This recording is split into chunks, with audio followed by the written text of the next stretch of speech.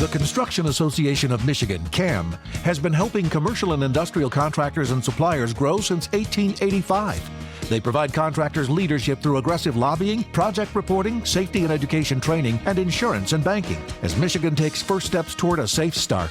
Thank you to the companies that are returning to work with the safe work ethic that defines the construction industry. For information, visit buildwithcam.com. They are one industry, one resource, one CAM. Today's episode of CAM's Building Michigan podcast is sponsored by Priority Health, endorsed health insurance carrier for CAM members. So right now, we've all been feeling lots of shifts in our lives. We've gone from crazy busy schedules to way more time with our loved ones, from commuting to the office to working from our couches. And that's okay, because Priority Health is always ready to shift right there with you. So whether you're experiencing a shift in employment or you're prepping for a new member of the family to arrive, Priority Health has you covered. Priorities shift, so maybe it's time your health insurance company did too. Find your plan at PriorityHealth.com. It's that time of year. Time to review your workers' compensation plan and shift to coverage that pays you back. CAMCOMP, part of the Construction Association of Michigan, is the state's leading self-insured group designed for the construction industry. The safer your employees, the more money you get back. The average payback to members is 45% of their premium, a very smart investment. Find out how safety pays with CAMCOMP. Call Juan Ramirez at 586-790-7810 or go to www.camcomp.net.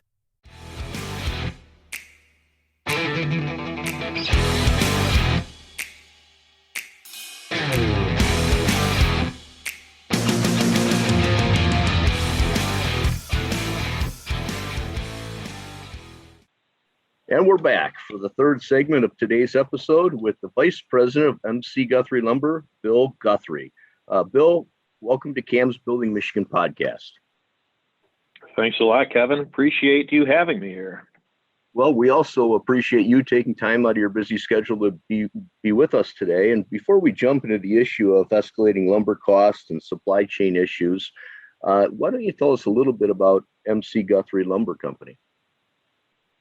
Well, Gutherie Lumber was started in 1925 by my grandfather, and 4 generations later, we're still kicking in the business of selling lumber and related building materials to the professional industry. No retail at all, almost 100 years. That's fantastic. It's a great family business, yes. Yeah, for sure. Very exciting. You're also a longtime CAM member and CAM supporter, and we certainly appreciate that as well. And I know that our members appreciate it and know who you are as well. So fantastic. Let me ask you a few questions. I mean, all I'm hearing about today is these escalating lumber costs, some of the highest increases that we've seen in years. And in fact, I read somewhere that it's like a 374% increase over this time last year. 1,000 board feet are up to like $1,640. And I think I read that the HBA is reporting that lumber costs alone are adding about $36,000 to the cost of a new single family home. Is this for real? And, from your perspective, what are you seeing in the lumber industry? Well, it's absolutely for real.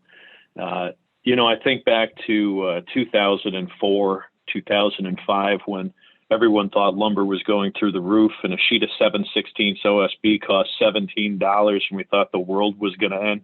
My God, I bet you there's a lot of folks listening to this that wish those days were here again. But take, for example, a year ago, the Random Lengths framing composite, which doesn't include freight, from the mill to us, was at $441, and now it's at $1,446. And that $1,446, actually, the last 2 prints, it's come down a little bit. So we've seen lumber start to move a little bit. In the same time, the structural panel composite hasn't stopped moving up. About a year ago, it was less than $400, and now it's $1,680, and that's over $40 a sheet for a 4x8 sheet. And what else we're finding is we're having trouble securing some of the inventory items, especially like 3/4 inch OSB tongue and groove. It's just been a bear to try to get that. We're starting to sell more tongue and groove plywood than we are OSB, as a matter of fact. Boy, with the advent of building a Ruco up there in Grayling, the largest particle board plant in the world, you would think that we'd have a little easier access to OSB. Unfortunately, yeah, you would think that, but OSB and particle board are two completely different things, and okay. So that doesn't help us. That plant in Grayling, it sure seems like should be able to help us, but I think they're very busy with their contracts. So that's a good point. Are these increases really because of the pandemic and the lack of production during the pandemic, or is there some other supply chain issues that are pushing the market right now? You got a second? Let's say it all started when the industry, heck, the economy crashed 15 years ago. There used to be, we'll call them ma and pa lumber mills, privately owned lumber mills. And when that economy crashed as hard as it did, most of those got shuttered or sold off. Other mills consolidated. And lumber was so inexpensive that mills, they couldn't afford to do expansions. They were barely paying their bills to run them, So we didn't do expansions. We didn't do upgrades on equipment. And now the only real players left are a handful of very large corporations who own multiple mills and kind of rule the world of the sawmill. When the pandemic hit recently, folks were sent home. They were bored. They decided to do their home improvements, put additions on, build decks. Well, production at the mills was halted.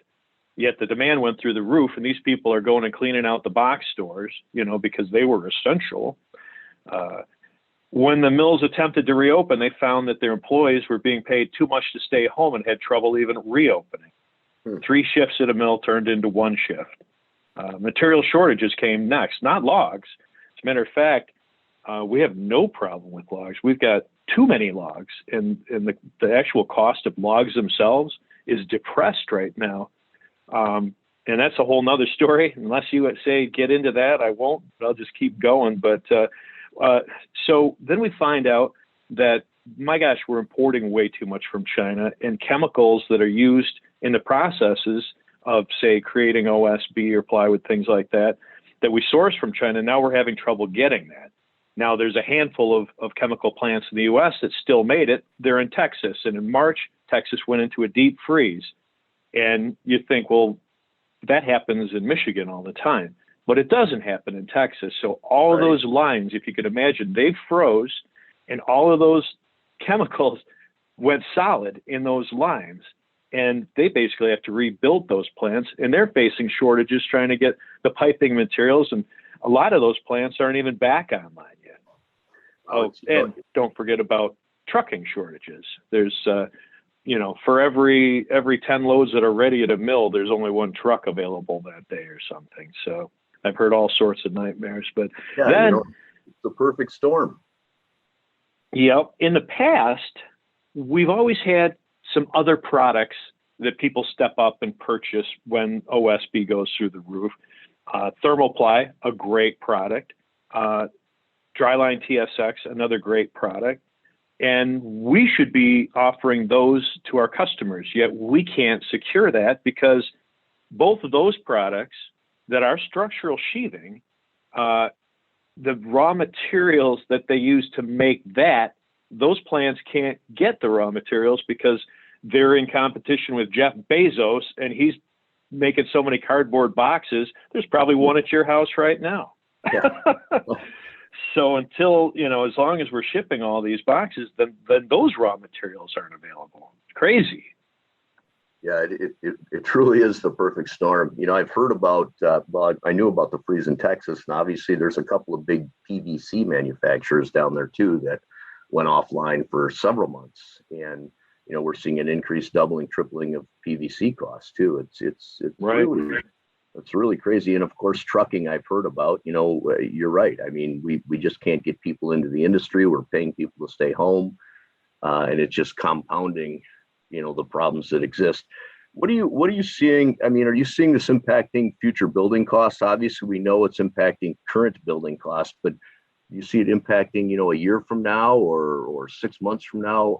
When do you anticipate this maybe subsiding in the law of supply and demand, bringing costs back down? Well, I've got a little bit longer answer that I'll share with you later. But as a lumber salesman who really loves to sell lumber, this might seem counterintuitive, but if we want to see lumber and sheathing prices come down, we're going to have to slow down or stop building. Now, just long enough for the supply to catch up with the demand. That's the only way that we're going to be able to do this. And as long as people are willing to go forward, which bless their hearts, if you are, we're just going to continue to see this shortage and these high prices. So you just, as long as demand is high, we just can't catch up. It's basically, we can't. No, not for a while. your loyal customers, your guys that are always buying from you, probably a lot of the home builders and things that buy in bulk from you. What's your best advice to them? Are you telling them to make sure they have escalation clauses, or, prices are changing almost daily? They really are. And we do try to talk to them about that and try to advise what we see is happening. And, I've had customers that have come to me that I quoted them a year ago or something like that. And they go, okay, we got the neighborhood approval, so we're ready to go with this one. And I go, I got to update the number. And they're shocked.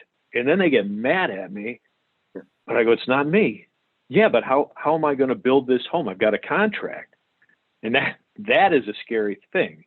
And I go, I think that worldwide pandemics, acts of God, things like that might be enough for you to adjust the contract. And if not, maybe that's not a good customer for you to build for. It's affecting, residential as well as commercial. I think residential, is instantly hit because, think about it, $36,000 on a single family home. That's a lot of money for somebody who's, is leveraging money to buy a home. That's a substantial. It really is. And will they be able to appraise? Right. Yeah.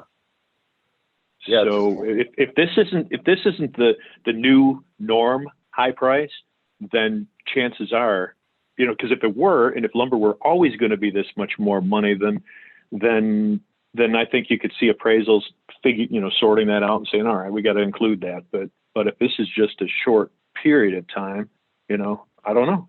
Yeah. And so are you? I guess you're thinking supply and demand. The demand's going to have to drop for the pricing to drop and for everyone to catch up. I was speaking to Robb Hoffman yesterday, and he was thinking that we might see some stabilizing in the second quarter of next year. Obviously, he's selling roofing materials and other things, not so much. I think he sells some specialty lumber products, but not the kind of stuff that you sell, and certainly not in the amounts that you sell. But is there any, your crystal ball? Are you hoping that things kind of stabilize? Do you see any stabilization at all, or are you still thinking it's got to be the supply and demand issue? Well, as far as the lumber market goes, we're already seeing some signs of a market change. Nothing to be excited about yet.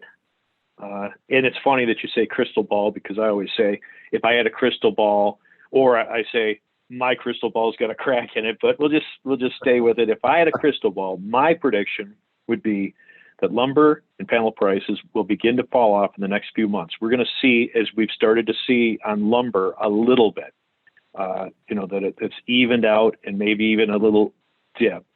So we're going to see that over the next few months. And as we go into the winter months, we're going to see it fall off faster and more. I expect, which is traditionally what has happened in our industry, right, but it didn't last year. So I expect lumber prices will never be as low as they were. There's going to be a new normal with prices, and that's okay, because lumber is a beautiful thing, very useful, and traditionally it's been inexpensive. I mean, when you think about you go to McDonald's and get a meal or whatever, and it's $7.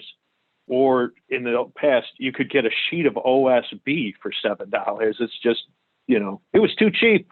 So we're going to see that that's going to go up, and who knows what that new normal will be, but we'll see. Very interesting. Have you, I know you're connected to, other lumber companies around the country, and probably even in some kind of an association of lumbermen. Is there any talk of any political action to try to get lumber prices stabilized, or are you not so much in favor of that?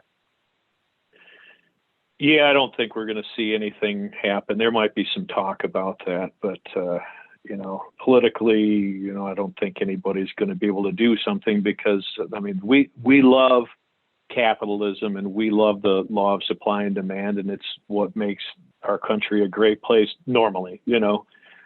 When something very abstract like a worldwide pandemic hits, it gets ugly. But in my opinion, I think that if the government wants to do anything to help us out in our industry, in every industry, they need to stop the additional unemployment payment, not extend it. If people, they need to be rewarded to go to work and feel good about themselves, putting in a good, hard day's work, and get this economy back going, get those mills back up to 3 shifts. And that's what I think the government can do to help our industry out. Yeah, I'm inclined to agree with that. I think we need to let, capitalism and supply and demand get us back on track. And I think that it will, given time. Bill, any thoughts or words of wisdom for our listeners before we close this thing out today? Well, none of us got into the construction business because it was easy. So I guess we got to buck up. We've been through challenging times before, and we will again. And on a bright note, interest rates are low. Ha! Yeah, that's the one thing keeping everything going, I think, right now. Exactly. I always say that to customers when they say to me, "Oh my God, this is more than double." I go, "Yeah, but interest rates are low." That's right. You can buy more for less. There you go. Well, hey, Bill, and I'm going to say this because I read it on your tagline there, but Bill Gutherie, everyone's favorite lumber salesman, on behalf of CAM. All of us at CAM, we want to thank you for being with us today on the CAM Building Michigan podcast. Thanks very much, Bill. Well, thank you for having me. I appreciate the time. And now our final segment of today's episode, and we're happy to welcome Robb Hoffman, President and CEO of Wimsatt Building Materials. Robb, welcome to CAM's Building Michigan podcast. How you doing, Kevin? Fantastic. Thanks for taking time and being with us today. Before we jump into, the reason that you're here, a discussion about material cost escalation and supply chain issues, why don't you tell us a little bit about Wimsatt Building Materials? Yeah, so Wimsatt Building Materials, we are a third-generation family-owned business located here in Michigan. We have 8 locations across the state and 1 in Northwest Ohio. We're celebrating our 85th anniversary this year, so we've been around for a little bit of time. We focus on all exterior building products, roofing for both steep and low slope, vinyl siding, exterior cladding, fiber cement, things of that nature, windows and doors, and then also composite decking. Well, you've been around for 85 plus years, eh? That's fantastic. So we have a little bit of experience. Yeah, I'd say for sure. Well, that's perfect, because I want to ask you, have a broader scope than some of the other people I'm talking to who may be, in the electrical field or in the plumbing field or in the lumber field. You have a broad scope of different products that you guys have. Are you seeing material cost increases? And if so, in what areas are you seeing them? So it's in every product category. We're seeing record highs as far as roofing, siding. My father's been in the business for almost 50 years. He's still active in the business, so we converse on this on a day in and day out basis.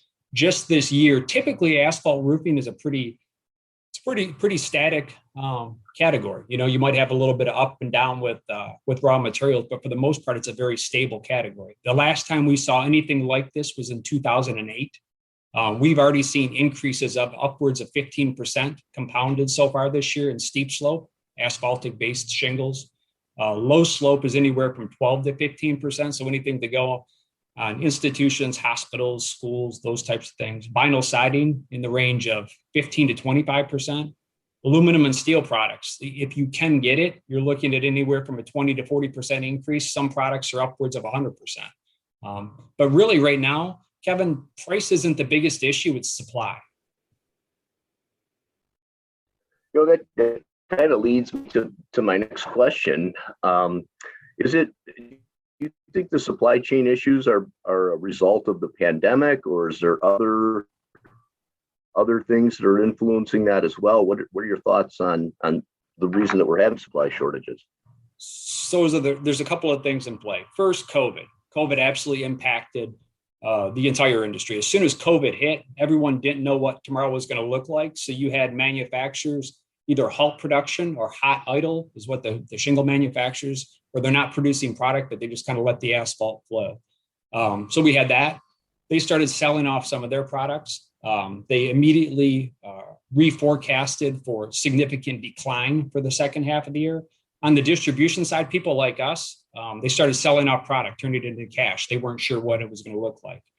The state of Michigan, as you all know, was hit much harder than the other portions of the country. Well, unless it's deemed essential, no construction was taking place. The other areas of the country stayed open, so construction was pretty strong.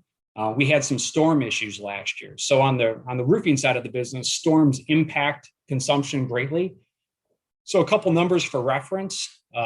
Last year, the asphalt roofing manufacturers experienced, in a normal year is about 140 million squares. So I'll say 2019 was 140 million square year. Last year with COVID, we finished at 153. So 153 million squares, up 10%. And you think about the manufacturing side. So they're going through and trying to manufacture products. You couldn't get people to come to work. People were afraid to go to work. People were getting sick. They were having to close facilities to clean facilities. You had all of that going on. And then at the distribution side, we had the same thing going on. People were having to close facilities. It was like nothing anyone could have ever predicted. So what happened is we got way behind, coupled with significant demand. We never caught up. And that's just on the steep slope side. Low slope, it's kind of the same thing. The manufacturing facilities slowed things down, projects, everything hasn't caught up from where it was. Vinyl siding, we had the storms down in the Gulf last year, the tail end of last year, the hurricanes. So what that did is that took PVC manufacturers offline for a period of time. So as a result, you have vinyl siding. Anything to do with vinyl windows, all the extrusions, anything vinyl related, PVC related. So we've experienced all kinds of supply disruption. I mean, vinyl siding last year that was probably $75 to the consumer was $150 today. I mean, that's upwards of 100%. Every one of the manufacturers and every one of the categories, they have limited their offering. So they've taken colors out of production, both on the vinyl siding and on the asphalt roofing side. They've stopped making some boutique luxury products just for the time being, trying to support just, the kind of the core focus demand products. So it's been quite a challenge. Of late, fasteners are an issue. Do you see this impacting? I'm sorry? I was just going to say, do you see it impacting future construction as well? I mean, do you think this will stabilize and start to work itself out? Do you see it slowing construction? So it's absolutely impacting it. We have some I'll say custom home builders that we work with that have temporarily suspended projects. Are going to wait for it to normalize. I see construction projects with wood over windows. I know that the starts are down. I think it's the second month in a row that the starts are down. So we are starting to see it impact today's business. Yeah, for sure. It's a little bit disturbing. You started to mention fasteners. There's a shortage or there's some issues there too. So you really don't realize how dependent we are on other countries until things like this present themselves. So simple things like roofing coil nails. That's a challenge right now. It's a challenge to get product across the water because they're literally bidding on containers. Once you finally get the freight on the water, you get it here, it has to be placed on rail. And then after rail, it's placed on trucks. In any one of those, there are no safe bets. Anywhere from a cost perspective to actually getting wheels under product. Steel consumption, or I shouldn't say steel, the usage of steel down south from the state of Michigan. We have manufacturers that produce down south and haul product up here. They're not able to get backhauls currently. I think you look at the car lots, you see the chips missing. I mean, it's everything right now. So yeah, it's significantly impacted building materials. Yeah, absolutely. I'm hearing there's a bit of a trucking shortage too. Once they get it, get it ready to ship, and then they have a problem shipping it. They're having some issues with shipping. They're absolutely bidding on trucks. We have freight surcharges now, and they're anywhere from $1,700 to $2,500 just to get product here. It's insane.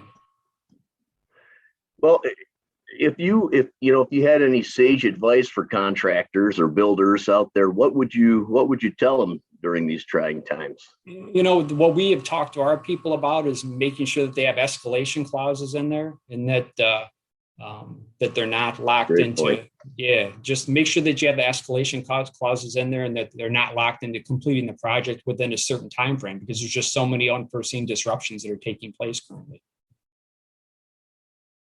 Yeah, absolutely. So I started to say it earlier. Do you see a stabilization coming? I mean, do you think it's like 12 months out, or? I'll speak just for the roofing side, because that's the thing that is easier that's probably a Q2 of next year thing for them to finally catch up. They're forecasting this year to be, the all-time record was 175 million squares consumed back in 2005 during the building boom. They're forecasting for this year 176, Kevin. Wow. So it's all-time high with all of these different supply chain issues. So I don't see it catching up until mid-year 2022. And on the low slope side, they're kind of in the same boat. The Firestone, Carlisle, Johns Manville, they all have challenges right now procuring chemical to produce product. There's just not enough. There's not enough capacity out there to meet today's demand. Mm-hmm.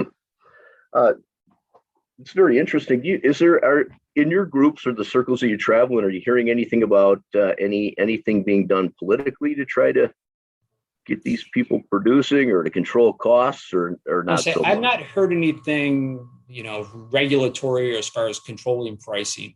I've not heard anything as of yet. No. And I like the law of supply and demand. I really don't want the government getting into setting pricing on these kinds of things or regulating pricing, but I think the free market will work itself out. I just hope it happens quickly. Yes. So that we can all keep rocking. I'll say the positive part for what we sell is we're not selling lumber. We sell OSB, and that's been amazing. I mean, you think about what it costs. A lot of people, when they redo their roof, they have to replace the sheathing. The sheathing is literally more expensive today than the shingles. When you place that into perspective, somebody that's going to replace a roof today, there has to replace the sheathing. The sheathing is more expensive than the product that's covering the sheathing. So that's a good question. A sheet of 4x8 OSB, 2 years ago, what was it selling for? Roughly. Low end, it might have been $8, and on the high end in peak season, might have been up to $15. And today it's selling for $50. Yeah, it's crazy. $50. And a bundle of shingles back then was probably, $22 to $25, and today it's going to be, $30 to $35. Wow. Well, Rob, I like what you have to say. I'm looking forward to the second quarter of next year and getting this stuff supplies. Maybe some, once prices go up, it's hard to get them to come down, but let's hope that hopefully there's some normalization. Yeah, some normalization for sure.